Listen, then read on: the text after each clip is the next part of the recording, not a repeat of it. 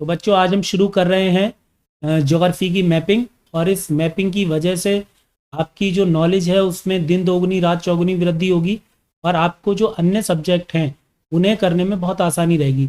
आपको history, geography, polity, economics, current affairs, इन सभी सब्जेक्ट में आपको मदद मिलेगी जब आप अच्छे से ज्योग्राफी की मैपिंग कर लेंगे। आपको कभी भी नदियाँ, पहाड़, रेगिस्तान, झीलें, है ना, आदि कभी भी आपको याद नहीं करना पड़ेगा, रट्टा नहीं मारना पड़ेगा।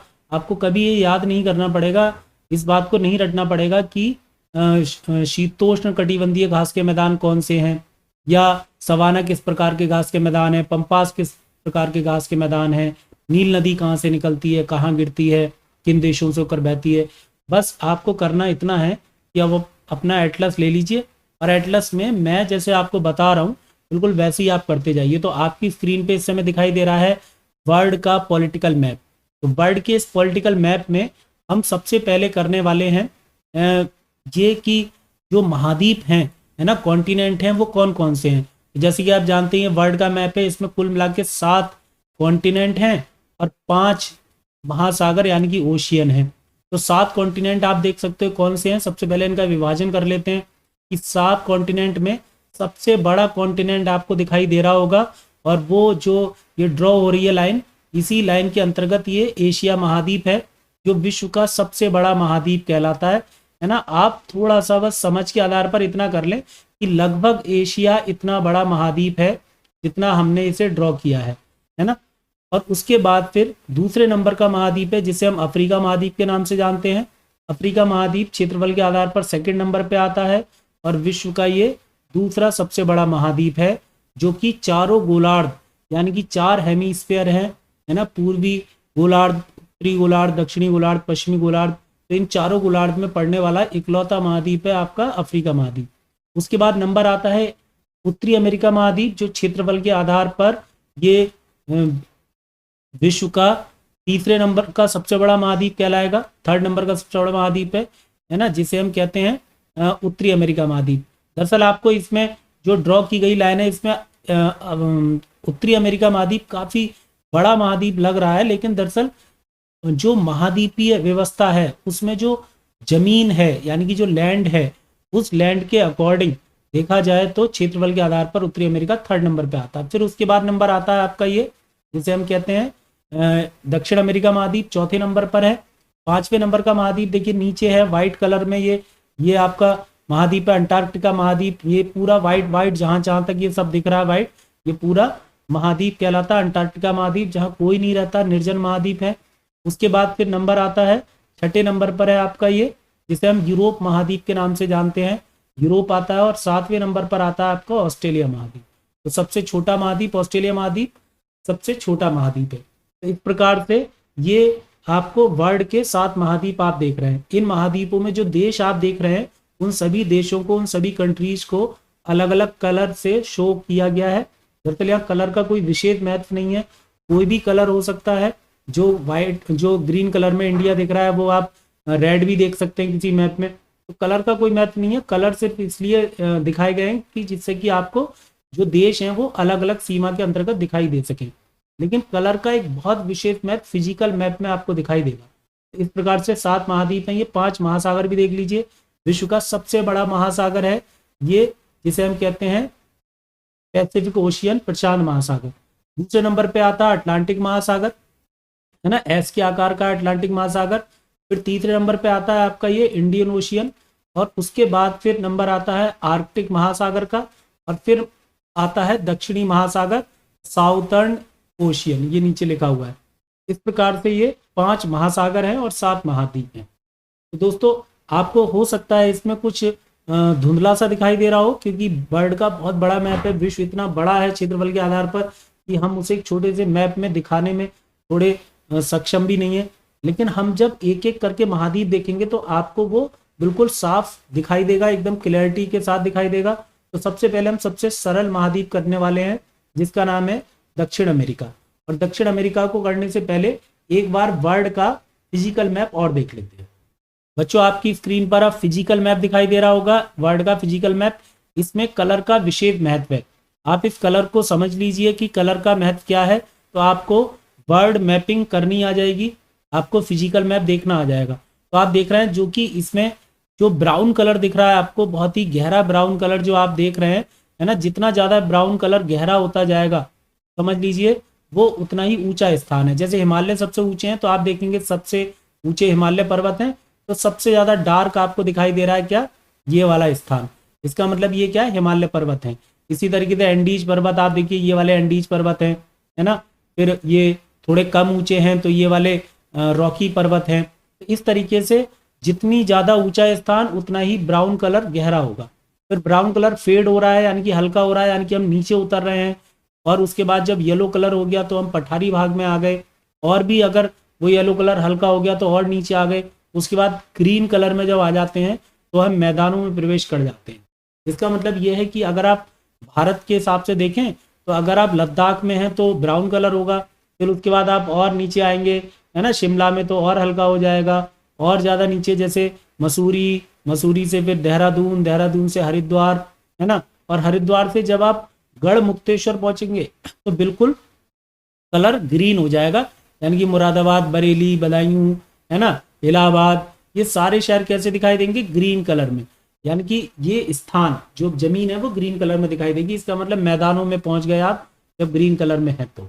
उसके बाद आप देखिए बीच बीच में जो स्काई ब्लू कलर है, जैसे ये स्काई ब्लू कलर है, यहाँ पर कैस्पियन सागर हो गया, है ना, इस तरफ ये यहाँ पर बहुत सारी झीलें हैं जिन्हें हम 5 लेक कहते हैं, ग्रेट लेक एरिया है ये उत्तरी अमेरिका का, जिसमें सुपीरियर, मिशिगन, है ना, बहुत सारी झीलें हैं। तो इसका मतलब ये है कि जहाँ पर नदियाँ होंगी, जहाँ पर झीलें होंगी, उसे स्काई ब्लू कलर से दिखाया जाएगा। उसके बाद देखिए महासागरों को भी इस तरीके से देख सकते हैं, जितना ज़्यादा गहरा नीला कलर है, यानी कि डार्क ब्लू कलर जितना दिख रहा है, वो बहुत ही गहरे स्थान है ना, यानी कि बहुत ही डार्क ब्राउन कलर ऊंचे स्थान, और बहुत ही डार्क ब्लू कलर जो होगा वो कैसे होंगे, बहुत गहरे स्थान होंगे समुद्र के अंदर। और जब वो हल्का कलर हो जाएगा, देखिए यहाँ पे जैसे हल्का कलर हो गया ये, है ना, इसका मतलब यहाँ पे समुद्र क्या है, बहुत उथला समुद्र है, यानी कि समुद्र में गहराई बहुत कम है। तो जितना ज्यादा व्हाइटनेस लिए हुए कलर है ना, जहां जहां समुद्र में व्हाइटनेस है ज्यादा, तो समझ लीजिए वहां पर क्या है, वहां पर समुद्र जो है ना कम गहरा है। ये सब कम गहराई किनारों पर देख रहे हैं आप। तो बच्चों अब आपकी स्क्रीन पर साउथ अमेरिका के 2 मैप दिखाई दे रहे हैं, एक है पॉलिटिकल मैप और एक है फिजिकल मैप। ये वाला इधर वाला फिजिकल राइट हैंड पे, और लेफ्ट हैंड पे ये पॉलिटिकल मैप है। तो सबसे पहले हम पॉलिटिकल मैप को देखेंगे, फिर फिजिकल मैप को देखेंगे। तो पॉलिटिकल मैप से शुरू कर रहे हैं, साउथ अमेरिका का पॉलिटिकल मैप। दरअसल हम साउथ अमेरिका इसलिए शुरू कर रहे हैं क्योंकि ये सबसे आसान महाद्वीप है, सबसे आसान कॉन्टिनेंट है, इसलिए। देखो बच्चों आपकी स्क्रीन पर दिखाई दे रहा होगा साउथ अमेरिका का मैप। साउथ अमेरिका का मैप थोड़ा हमने जूम करके दिखाया है। हम एक एक देश में जाएंगे और सभी देशों की राजधानियों को ध्यान से देखेंगे। तो साउथ अमेरिका का ये मैप में सबसे पहले सबसे बड़ा देश से शुरुआत करेंगे, जिसका नाम है ब्राजील। पहले साउथ अमेरिका के बारे में कुछ जान लेते हैं। साउथ अमेरिका एक ऐसा महाद्वीप है जो जिसपे कुल मिला के 15 देश हैं। तो 15 कंट्री हैं इस महाद्वीप में, है ना, 15 देश। इन 15 देशों में से 12 देश ऐसे हैं जो कि पूर्ण स्वतंत्र देश हैं, सोवरेन कंट्री हैं, जबकि 3 देश ऐसे हैं जो डिपेंडेंसी हैं, यानी कि अर्ध स्वतंत्र देश हैं। इस प्रकार से ये 15 देश आप देखेंगे इसमें भी जो ये 15 देश देख रहे हैं आप साउथ अमेरिका में, इनमें विभिन्न प्रकार की जनजातियां भी पाई जाती हैं। जैसे साउथ अमेरिका की प्रमुख जनजातियों में सबसे ज्यादा जो जनजाति पाई जाती है उसका नाम है मेस्टिजो। तो इसे जरूर याद रखें, ये किसी भी एग्जाम के लिए बहुत महत्वपूर्ण है कि साउथ अमेरिका की जनजाति है। आपसे पूछा जाए मेस्टिजो किस महाद्वीप में निवास करती है, ये जनजाति मतलब ट्राइब्स। तो जो शेड्यूल ट्राइब्स के लोग होते हैं, जो ट्राइब्स होते हैं वो जनजाति कहलाते हैं हिंदी में आदिवासी। तो मेस्टिजो सबसे ज्यादा संख्या में पाए जाते हैं साउथ अमेरिका में। फिर नंबर आता है मुलाटो का। मुलाटो जो है 2nd नंबर पे है ना। उसके बाद नंबर आता है 3रे नंबर पर है जेम्बो, है ना। जेम्बो 3rd नंबर पर है ना। जेम्बो 3rd नंबर पर है। तो इस प्रकार से यहाँ पर ये 3 प्रमुख जनजाति हैं जो कि साउथ अमेरिका में निवास करती हैं बड़े पैमाने पर, जो यहाँ के स्थानीय निवासी हैं। क्योंकि साउथ अमेरिका में तो बाद में यूरोपीय लोग पहुंचे, है ना। जैसे कि आप जानते हैं कि अमेरिका की खोज कोलंबस ने की थी, बाद में अमेरिगो वेस्पुक्की जो 1507 में पहुंचा था यहाँ पर, उसके नाम पर अमेरिका का नाम अमेरिका पड़ा। तो ये आपने सुना भी होगा पहले। तो चलिए दोस्तों, अब ब्राजील की शुरुआत करते हैं। साउथ अमेरिका का सबसे पहला देश देखते हैं, ब्राजील। ब्राजील साउथ अमेरिका का सबसे बड़ा देश है क्षेत्रफल के आधार पर, और ब्राजील की जो राजधानी है वो है ब्राजीलिया, है ना, ये ब्राजीलिया राजधानी है। आप अपने एटलस में भी मेरे साथ साथ करते जरूर जाएं, है ना, एटलस में निशान लगाते जाएं तो आपको बहुत अच्छी मैपिंग हो जाएगी आपकी। तो ब्राजीलिया देख रहे हैं आप, ब्राजील की राजधानी है। ब्राजील बहुत फेमस है कई चीज़ों के लिए, जैसे उदाहरण के तौर पर ब्राजील में बड़े पैमाने पर कॉफ़ी का उत्पादन होता है ना। कहवा एक हरी झाड़ी का बीज होता है जिससे कॉफ़ी उत्पादित होती है, तो कॉफ़ी उत्पादन में पहला स्थान भी रखता है ब्राज़ील। फिर गन्ना उत्पादन में भी इसका पहला स्थान है ना, तो गन्ना और कॉफ़ी के उत्पादन में ब्राज़ील का पहला स्थान है। इसके अलावा ब्राज़ील में बड़े पैमाने पर मीट उत्पादन भी होता है, इस मामले में ब्राज़ील 4th नंबर पे आता है। लेकिन काफ़ी बड़े पैमाने पर पशुपालन होता है, और पशुपालन स्पेशली बड़े पैमाने पर मीट के लिए होता है, मांस के लिए। उसके बाद देखिए आप, गन्ना उत्पादन में ब्राजील पहले स्थान पर है, लेकिन याद रखेंगे कि भारत चीनी उत्पादन में पहले स्थान पर है। तो गन्ना उत्पादन में भारत 2nd नंबर पे आएगा, लेकिन चीनी उत्पादन में भारत क्या हो जाएगा, पहले स्थान पर। उसके बाद देखिए ब्राजील के कुछ प्रमुख शहरों को देख लीजिए। एक सबसे प्रमुख शहर आपको सबसे नीचे मिलेगा यहाँ पर किनारे पर, जिसका नाम है ये रियो डी जनेरियो। तो रियो डी जनेरियो जो है बहुत प्रमुख शहर है, यहाँ बड़े बड़े सम्मेलन हुए हैं। जैसे यहाँ पर रियो 20 के नाम से जलवायु परिवर्तन सम्मेलन हुआ था, यहाँ पर रियो में ओलंपिक हुए थे, रियो ओलंपिक के नाम से। तो यहाँ पर काफ़ी चीज़ें हुई हैं, इसलिए रियो डी जनेरियो बहुत फेमस है। बिल्कुल वैसा शहर है जैसा शहर आपके भारत में मुंबई है, बिल्कुल वैसे ही रियो डी जनेरियो भी है। उसके बाद आगे बढ़ते हैं, और अगला देखिए एक शहर है, थोड़ा सा आगे चलेंगे, है ना, नीचे की तरफ, तो आपको मिलेगा साओ पाउलो। तो साओ पाउलो जो है बहुत फेमस शहर है, क्योंकि यहाँ पर कॉफ़ी का उत्पादन बड़े पैमाने पर होता है, और इसे कॉफ़ी की सबसे बड़ी मंडी कहते हैं।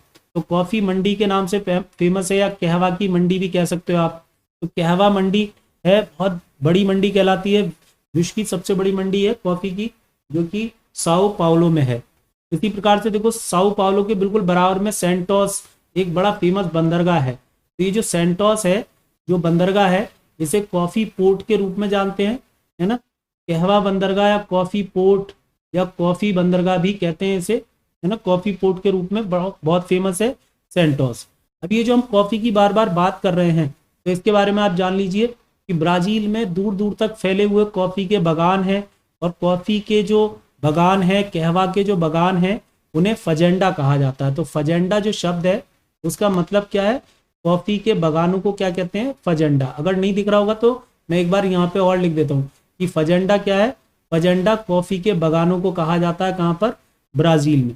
तो इसके लिए ब्राज़ील बहुत फेमस है। और जो कॉफ़ी का उत्पादन होता है, वो एक विशेष प्रकार की मिट्टी यहाँ पर पाई जाती है, जिसकी वजह से यहाँ पर कॉफ़ी का उत्पादन इतनी बड़ी मात्रा में होता है, और उसे हम कहते हैं टेरा रोसा मिट्टी। तो टेरा रोसा जो मिट्टी है, वो टेरा रोसा मिट्टी कॉफ़ी उत्पादन के लिए बहुत ही सुइटेबल मानी जाती है। लाल मिट्टी भी कहलाती है ना, टेरा रोसा मिट्टी।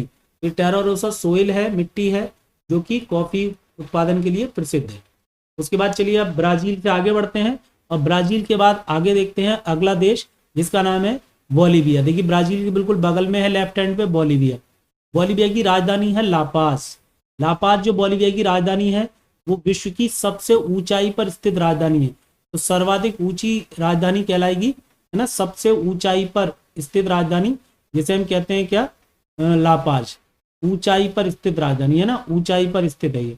अगर तिब्बत स्वतंत्र देश होता तो तिब्बत की राजधानी, है ना, सबसे ऊंचाई पर स्थित होती, जिसका नाम है लासा। लेकिन क्योंकि तिब्बत कोई देश तो है नहीं, है ना, इसीलिए बोलीविया की राजधानी सबसे ऊंचाई पर स्थित राजधानी का नाम है लापाज। जो बोलीविया की राजधानी है वो सबसे ऊंची राजधानी कहलाती है, ऊंचाई पर स्थित राजधानी। बोलीविया के बाद फिर अगला देश है, जिसे हम पराग्वे के नाम से जानते हैं। पराग्वे की राजधानी है असंसियन। तो असंसियन इसकी राजधानी याद रखनी है। उसके बाद देखिए पराग्वे के नीचे एक और देश है, जिसका नाम है उरुग्वे। उरुग्वे में आप देख लीजिए, उरुग्वे जो देश है उसकी राजधानी है मोंटेवीडियो, है ना। ये राजधानियां आपको बस 2-3 बार बस आपको ये मैप देखना है, और आप विश्वास करें, देखकर आपको हमेशा याद रहेगा। आप मुझसे कभी भी पूछें, है ना, हमेशा मुझे याद रहता है। क्यों रहता है, क्योंकि मैंने ये मैपिंग कई बार की है सिर्फ इस वजह से। तो मैपिंग करने के बहुत फायदे हैं, है ना।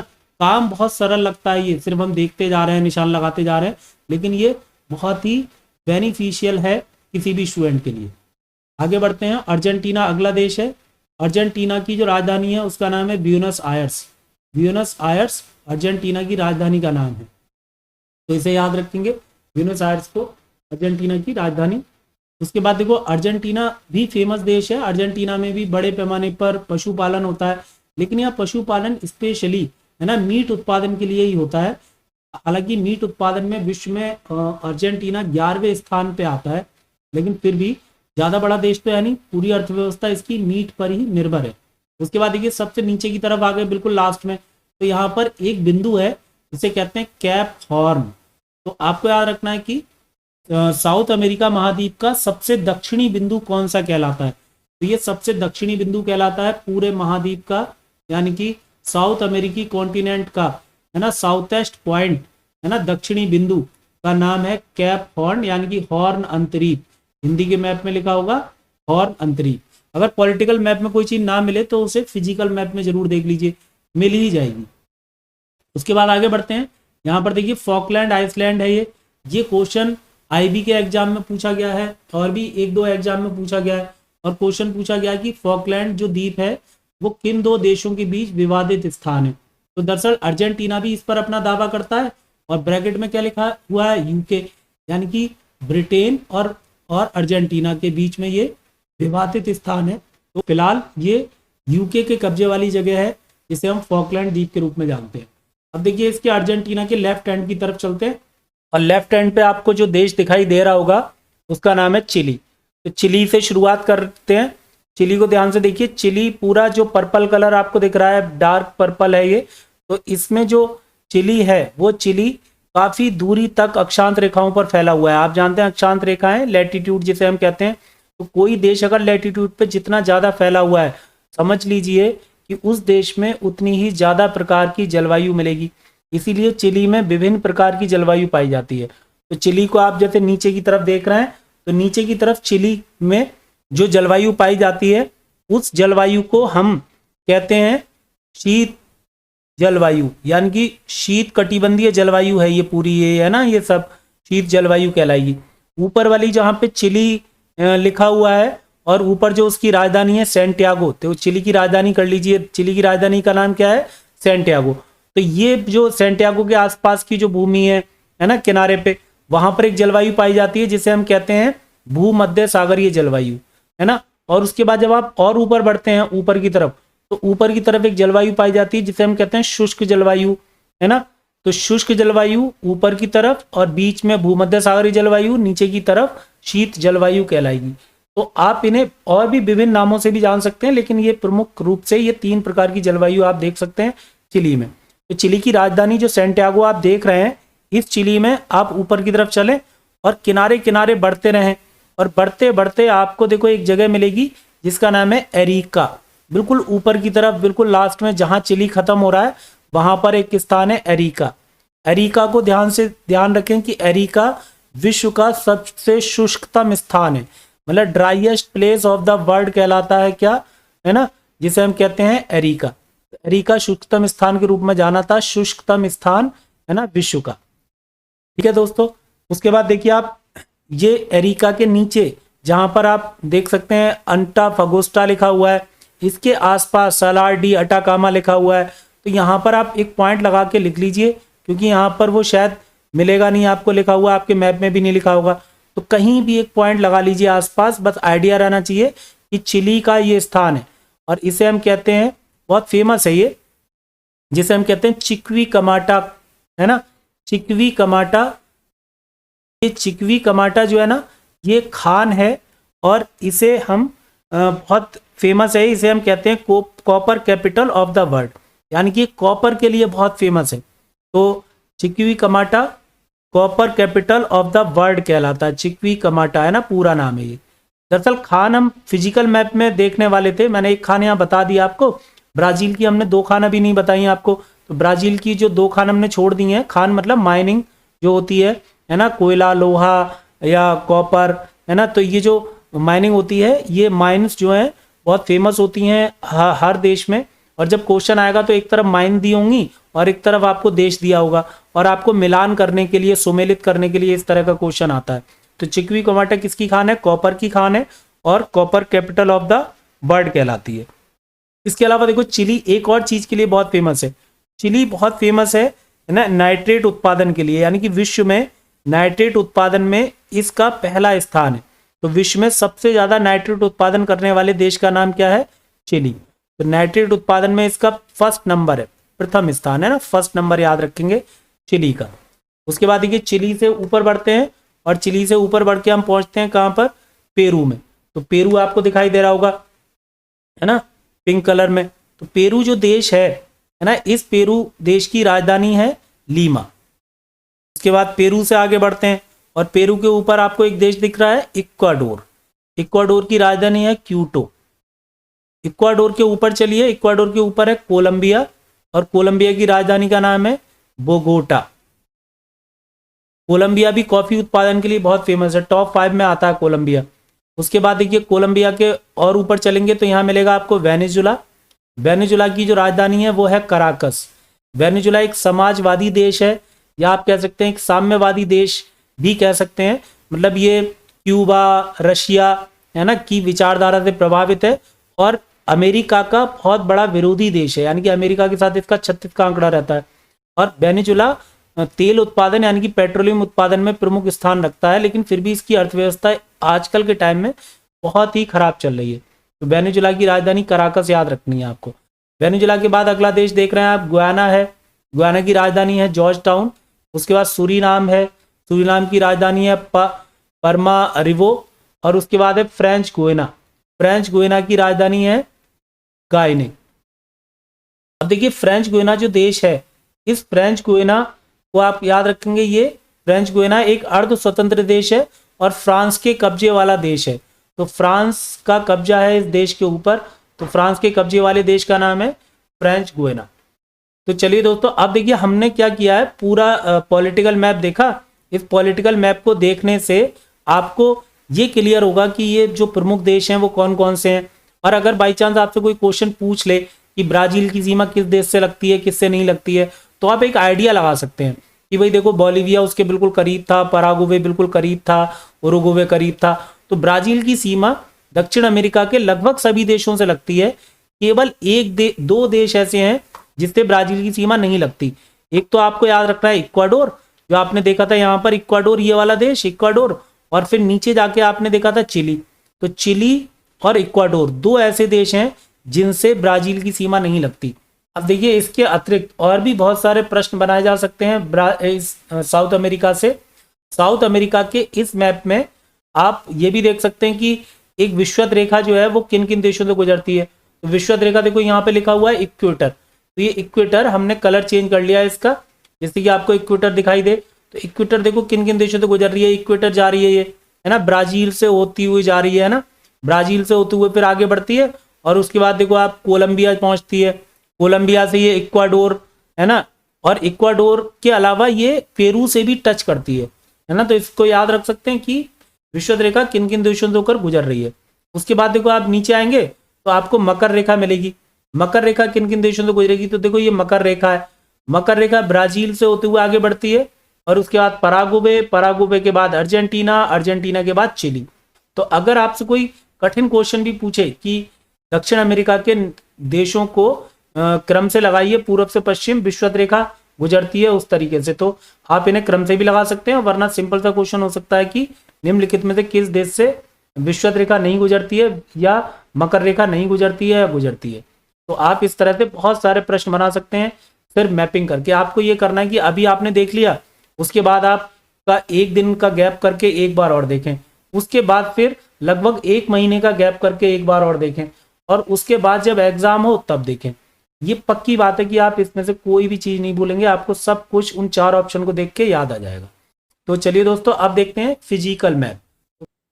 तो बच्चों फिजिकल मैप को करेंगे अब हम अगले वीडियो में, और आपका पॉलिटिकल मैप तो पूरा हो गया है। 25 मिनट के इस वीडियो में पॉलिटिकल मैप की जितनी भी आवश्यक बातें थी हमने सब बताई हैं। इन्हें कॉपी में नोट डाउन कर लीजिए अच्छे से। और जब फिजिकल मैप आप करेंगे तो आपको ये जो ब्राउन कलर दिख रहा है ये पहाड़ हैं, है ना, ग्रीन कलर में मैदान है, ये सब चीज़ें हम करेंगे, है ना। तो इसलिए अगले वीडियो तक इंतज़ार कीजिए और कॉपी में नोट डाउन ज़रूर कर लीजिए। ये जो रेड रेड कलर के जो एरो बन के आए हैं ये सब क्या हैं, ये पर्वतों के भाग हैं। चलिए दोस्तों, आज के लिए इतना ही बहुत है। आपका बहुत बहुत धन्यवाद, आपने इस वीडियो को शुरू से लेकर एंड तक देखा। जय हिंद।